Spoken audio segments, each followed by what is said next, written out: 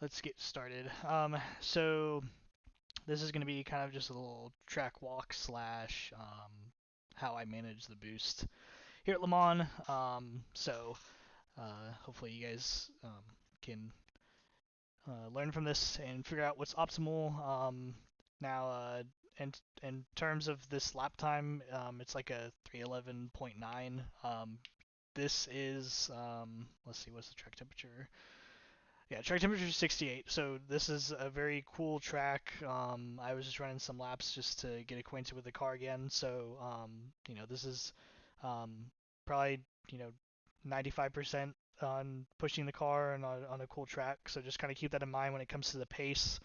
Um, but you guys can see the dashboard here. I'll leave the stuff up so you can see my pedals and stuff as well. But the blue is going to be your battery that you have available. The red is going to be the battery that you've used so far that lap. To be honest, I'm not really sure what this is for. The gear is what is yellow here, but you can also see the gear here.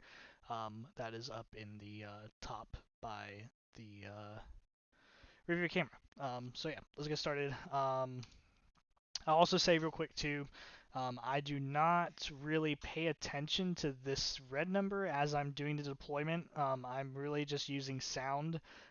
Personally, I find that when I'm staring at that number while driving, it distracts me and I don't drive as well. So I'm really more using sound cues and stuff like that to determine how to boost.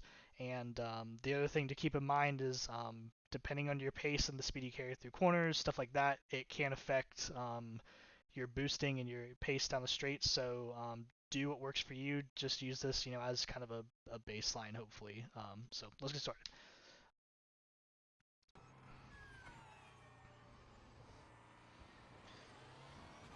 So ideally, when I come across the line, I'd like to be about 55-ish, as you see there.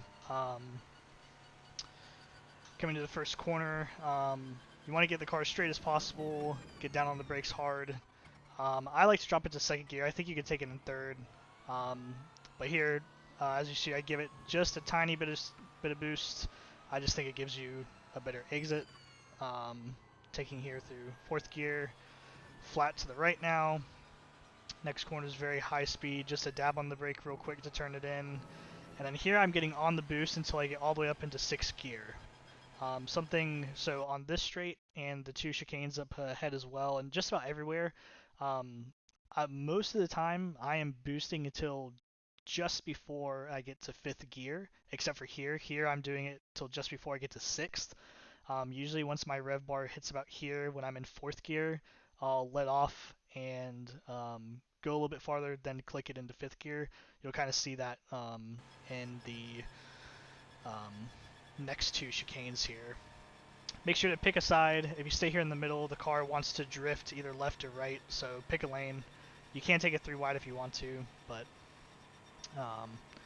coming down to here, braking late, carrying the speed as much as possible, getting on the yellow and the blue curbs on exit and on the middle of the corner back there. Don't get the tires up past the blue and yellow curbing. If you do, it is really going to unsettle the car, and you'll skip and you can go into the wall very easily. So keep that in mind when going through there. Touch the curbs, but not any more than the curbs. Long run down in the second chicane, again braking very late, about the 100-meter board. Same thing. Just touching the curbs, down into second gear. Don't extend past the curb. And as you can kind of see there, and you may have noticed in the last chicane, I'm boosting until I'm about halfway through fourth gear, letting off of it, and then waiting for the car to catch up into fifth gear, and it'll be the same thing for here. This corner, you can definitely take a lot more speed than you think, really get close to the bollards, and really use up the curb on the exit there. Again, boosting until I'm about halfway through fourth gear. One thing to note about the bollards, back in that corner, if you cross over them, it gives you a very heavy time penalty. It gives you like 3 seconds, which is insane. So don't cross over those bollards if you can help it. Next corner here, you're going to be just dragging the brakes, kind of similar to turn 1, and then just getting hard on the brakes as soon as possible. I slid out a little bit here, but you can still carry some speed.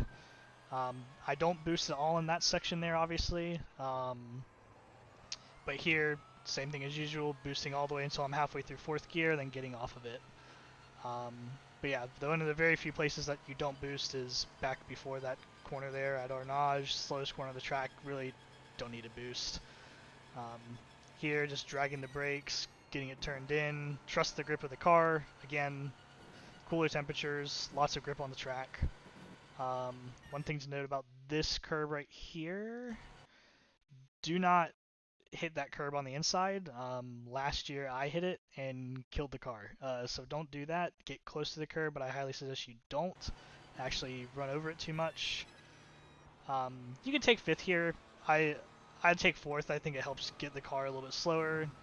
On exit here, don't extend past that curb. You'll get a slowdown.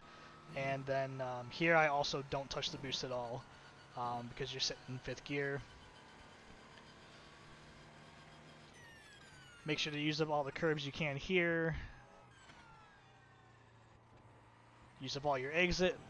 And same thing, just before I get to fifth, I'm getting off of it. And again, back to that 55-ish range on the boost available. So that's what I do. Like I said, depending on your pace through the corners, your boost may get affected.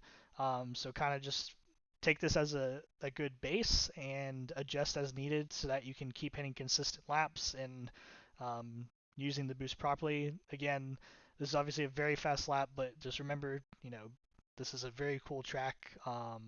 Yeah, so hopefully that helps you guys. If you have any questions, let me know. I think that's really about it.